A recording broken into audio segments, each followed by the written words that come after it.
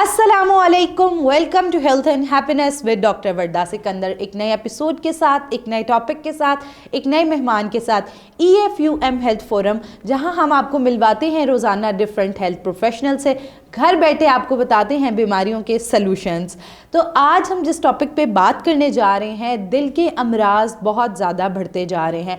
Heart attack की ratio दिन ब दिन बहुत ज़्यादा बढ़ती जा रही है। इसके पीछे अहम वजह हमारी खुराक का ना ठीक होना है, ज़रूरत से ज़्यादा स्मोकिंग करना है। तो इन हार्ट हेल्थ में डाइट का जो है वो बड़ा मेजर रोल होता है। तो इसी टॉपिक पे बात करने के लिए आज हमारे साथ एक्सपर्ट न्यूट्रिशनिस्ट डॉक्टर सहर तस्कीन मौजूद है, जिनसे हम जानेंगे कि हार्ट हेल्थ के लिए कौन सी खुराक लेनी चाहिए, कौन सी नहीं लेनी चाहिए, कौन सी ऐसी एहतियाती तदाबीर हैं जिन्हें अपनाकर हम अपने हार्ट हेल्थ जो है उसे प्रमोट कर सकते हैं, और अगर हम कोई हार्ट डिजीज़ फेस कर रहे हैं तो उसको किस तरह ठीक कर सकते हैं। So welcome to the show doctor Sahar, कैसी हैं आप? मैं ठीक, अल्लाह का शुक्र। आप बताएं कैसी हैं? परफेक्ट। डॉक्टर सहर, पहले तो हमें थोड़ा सा बताएं कि हार्ट हेल्थ में हमारी खुराक का कितना रोल होता है? जी, हार्ट हेल्थ हो, डायबिटीज़ हो, वटेवर जितनी भी क्रोनिक डिजीज़ हैं, हम सब जानते हैं कि हार्ट हेल्थ हो या हार्ट डिजीज़ हो, किसी भी तरह की, किसी भी टाइप की, तो वो बहुत ही ज़्यादा आजकल उसकी रेशो भी बहुत ज़्यादा इंक्रीज़ हो रही है। और स्पेशली अगर डाइटरी पॉइंट ऑफ व्यू से बात करूँ तो लाइफस्टाइल मोस्ट इम्पॉर्टेंट है किसी भी डिजीज़ में, क्रोनिक डिजीज़ में, चाहे वो हमारी हार्ट की हो, डायबिटीज़ हो, वेट मैनेजमेंट हो, वटेवर। आजकल हम देख रहे हैं कि बहुत ज़्यादा हार्ट हेल्थ की, जैसे आपने भी बात की, रेशो बढ़ गई है। तो इसके पीछे कौन सी ऐसी डाइट्स हैं जो कि रूट कॉज बन रही हैं? जी, इसमें बेसिकली स्पेशली हमारा लाइफस्टाइल मेंटेन ना होना या फिज़िकल एक्टिविटी का ना होना। और अगर मैं बात करूं डाइटरी पॉइंट ऑफ व्यू से तो हमारी जंक फूड्स की कंजप्शन ज़्यादा होना, स्पेशली हम लोग हाई ग्लाइसेमिक इंडेक्स फूड्स ले रहे हैं, रिफाइंड कार्ब्स ले रहे हैं, जिस बेहाफ पे या बहुत ज़्यादा फैटी चीज़ें कंज्यूम कर रहे हैं, आई मीन टू से प्रोसेस फूड्स, तो वो बहुत इंपॉर्टेंट रोल प्ले कर रही हैं हमारी हार्ट डिजीज़ में स्पेशली। आपने बात की हाई ग्लाइसेमिक इंडेक्स वाले फूड के, तो आप हमारी ऑडियंस को बताएं कौन से ऐसे फूड्स हैं जो कि हाई ग्लाइसेमिक हैं?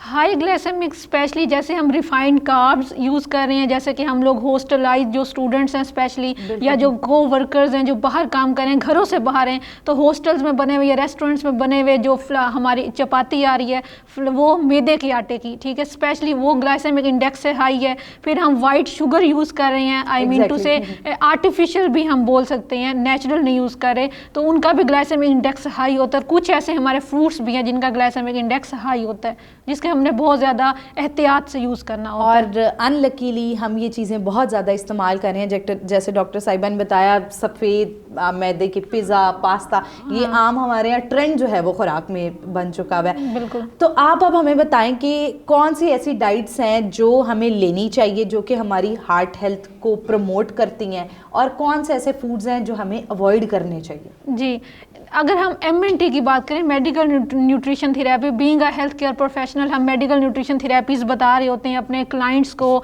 अपने पेशेंट्स को, ठीक है।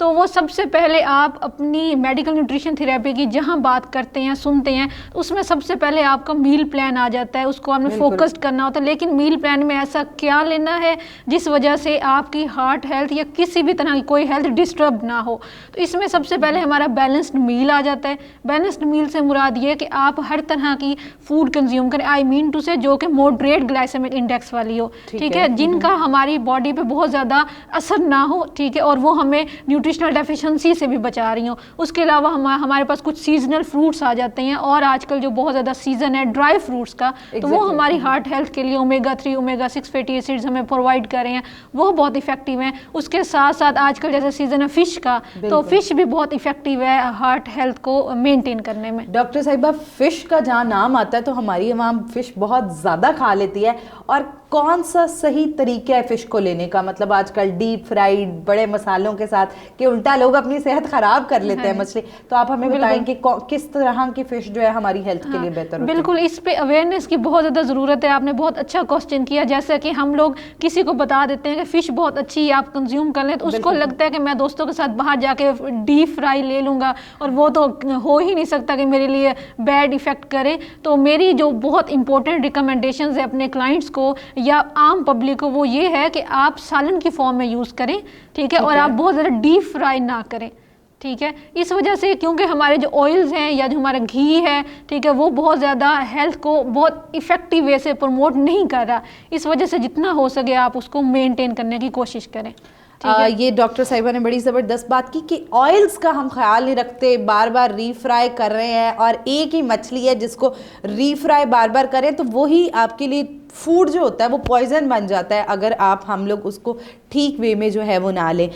द टाइम इज़ शॉर्ट लेकिन टॉपिक इज़ वेरी इंटरेस्टिंग। आप जो है अब हमें लास्टली बताएं कौन से ऐसे फूड्स हैं जो हमें अवॉइड करने चाहिए जो हमारी हार्ट हेल्थ को ख़राब करते हैं। जी, हार्ट हेल्थ को ख़राब करने के लिए बहुत इंपॉर्टेंट जो आजकल हमारी यंग जनरेशन कर रही है कि आधी रात को भी बर्गर, शवारमा, पिज़्ज़ा ऑर्डर कर लिया, ठीक है, आज खाने का दिल नहीं है, हमने टेस्ट बर्ड्स अपने चेंज करते जा रहे हैं, हम अपने लाइफस्टाइल को टोटली अमेरिकन डाइट पे शिफ्ट कर रहे हैं। क्रेविंग एक बड़ा कॉन्सेप्ट आ गया है ना। बिल्कुल बिल्कुल, ऐसे क्रेविंग्स, क्योंकि पहले हम ये बातें नहीं सुनते थे, एपिटाइट, क्रेविंग्स, इस तरह के हम टर्म्स नहीं यूज़ करते थे, ना ही सुनते थे इवन के। लेकिन आजकल जो यंग जनरेशन, इवन के कोई छोटा भी बच्चा है ना, उसको भी होगा कि जी मैंने आइसक्रीम लेनी है सीजन, या मैंने शवारमा लेना है, क्यों ना मैं कोई एक लाइक जंक फूड की कंजप्शन करूं, क्योंकि हम लोग अपने ना टेस्ट बर्ड्स पे काम कर रहे हैं, हम अपनी हेल्थ पे काम बेसिकली नहीं कर रहे, ठीक है। जहाँ तक रही आपके क्वेश्चन की, तो वो ये है कि आप स्पेशली जंक फूड की कंजप्शन जो है वो आहिस्ता आहिस्ता करके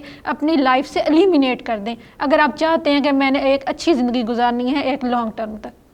बिल्कुल जी, अच्छी लंबी सेहत गुजारने के लिए बहुत ज़रूरी है कि जो इन्होंने हमें रेकमेंड जंक फूड जो है उसको हम अपनी ज़िंदगी से निकालें, और जितना हेल्दी और सिंपल फूड पे आएंगे उतनी ज़्यादा हमारी सेहत जो है वो बेहतर होती चली जाएगी।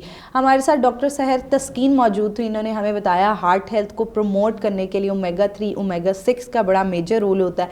हम फ्रेश वेजिटेबल्स, फ्रेश फ्रूट्स और डीप फ्राइड चीज़ें, हाई ग्लाइसेमिक वाली चीज़ें और ऐसी चीज़ें जो कि सफ़ेद मैदे से बनी हुई हैं वो हमें अवॉइड करनी होगी। इस तरह हम अपनी हार्ट हेल्थ को प्रमोट भी कर सकते हैं और हार्ट रिलेटेड प्रॉब्लम से बच भी सकते हैं। अगर आप किसी भी किस्म दिल से रिलेटेड कोई भी अमराज फेस कर रहे हैं तो आपको चाहिए अपने करीबी न्यूट्रिशनिस्ट को कंसल्ट करें और एक प्रॉपर डाइट चार्ट बनवाएं ताकि आपकी खुराक आपकी प्रॉब्लम के साथ जो है वो मैनेज की जा सके। और अब आप घर बैठे हमारे EFUM हेल्थ फोरम पर मौजूद कंसल्टेंट्स को भी कंसल्ट कर सकते हैं। अगर आपका इस टॉपिक से मुतल्लिका कोई भी सवाल है तो आप कमेंट सेक्शन में हमसे पूछ सकते हैं। तब तक अपनी सेहत का ख्याल रखिए, मिलते हैं एक नए एपिसोड के साथ। अल्लाह हाफ़िज़।